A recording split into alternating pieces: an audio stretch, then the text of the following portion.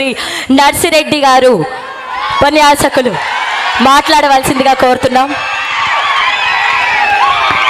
గౌరవనీయులైనటువంటి సభాధ్యక్షులకు, వేదిక మీద ఉన్నటువంటి అతిథులకు, సభా ప్రాంగణంలో ఉన్నటువంటి అతిరథ మహారథులకు, నర్సీపట్నం పుర ప్రముఖులకు, అయ్యన్న గారి అభిమానులకు, పత్రికా విలేకరులకు, మీడియా సోదరులకు నమస్కారాలు తెలియజేస్తున్నాను. ఆంధ్రప్రదేశ్ రాష్ట్ర 16వ శాసనసభాపతిగా మన అయ్యన్న గారు ఎన్నిక కావడం, ఇక్కడ పౌర సన్మానం ఇంత పెద్ద ఎత్తున జరుపుకోవడం, ఆ కార్యక్రమంలో నేను పాల్పంచుకోవడం చాలా ఆనందంగా ఉంది అని సందర్భంగా గుర్తు చేస్తున్నా. దేదీప్యమానమైన వెలుగుల మధ్య, సాయం సంధ్యా వేళ రెపరెపలాడుతున్న జెండాల మధ్య ఇవాళ సంబరాలు అంబరాన్ని అంటుతున్నటువంటి విషయం మీకు అందరికీ గుర్తు చేస్తున్నాను. అయ్యన్న అంటే అభిమానం, ప్రేమ ఉన్న వాళ్ళు మొన్న ఎన్నికల్లో ఓట్ల వర్షం కురిపించారు, ఇప్పుడు ఊరేగింపులో పూల వర్షం కురిపించారు, ఇప్పుడు ఆత్మీయత సత్కారంతో అన్ని రకాలుగా ప్రేమను చాటుతున్నటువంటి వ్యక్తి అయ్యన్న గారు అని సందర్భంగా మనం చేస్తున్నా.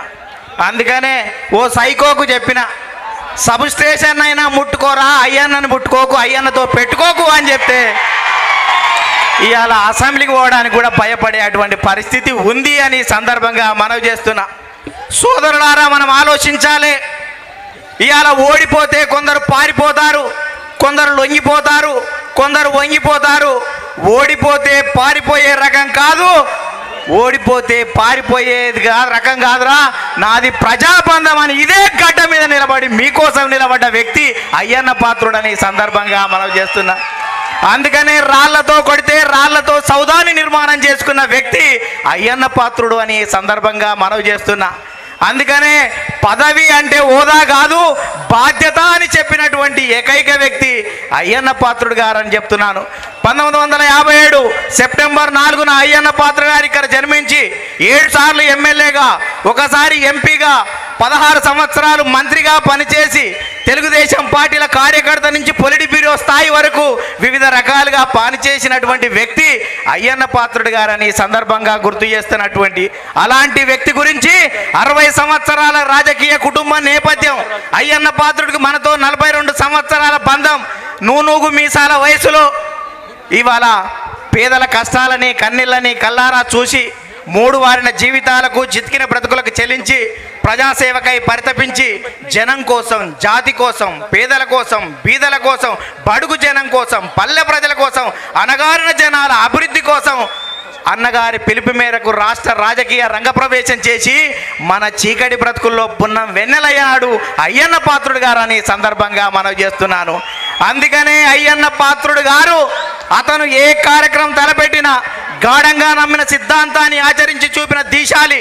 నిత్యం ప్రజలతో అంటిపెట్టుకున్నాడు, అభివృద్ధిలో రాజీ పడక నిత్యం ప్రజల ఆదరాభిమానం చూరగొన్నాడు. మానవ సేవయే మాధవ సేవగా కృషి చేసినటువంటి అజరామర యోధుడు అయ్యన్న పాత్రుడు గారని సందర్భంగా నేను అందరికీ కూడా గుర్తు చేస్తున్నాను. అందుకనే 40 సంవత్సరాల రాజకీయ జీవితంలో అల్పరివని వీరునిగా, ఇవాళ వెనుదిరిగని ధీరునిగా, పేదలకు పెన్నిదిగా, బడుగు జనాలకు బాసడగా నిలిచి అభివృద్ధి నినాదంగా మానవ సేవయే మాధవ సేవగా కృషి చేసినటువంటి అజరామర యోధుడు అయ్యన్న పాత్రుడు అని సందర్భంగా గుర్తు చేస్తున్నా. అందుకనే ఆదర్శ నేతగా ఆరతులు అందుకొని మచ్చలేని నాయకునిగా మన్నన పొంది ప్రజాసేవలో ప్రశంసలు అందుకొని ఆరోపణ లేని నాయకుని అవతారం ఎత్తినటువంటి అయ్యన్నకు ఇవాళ సభాధ్యక్ష స్థానం ధరించడం ఇవాళ చాలా ఆనందంగా ఉంది. మొన్న ఎన్నికల ప్రచారంలో వచ్చినప్పుడు అయ్యన్న ఒక మాట చెప్పాడు. అయ్యన్న పాత్రుడు గారు, ఈ ఎన్నికలు నాకు చివరి ఎన్నికలు అన్న తర్వాత ఒక్క నిమిషం నాకు బాధ కలిగింది. ఎందుకు అంటే ఫామ్లో ఉన్నటువంటి బ్యాట్స్మెన్ రిటైర్మెంట్ ప్రకటిస్తే అభిమానులకు చాలా బాధగా ఉంటుంది.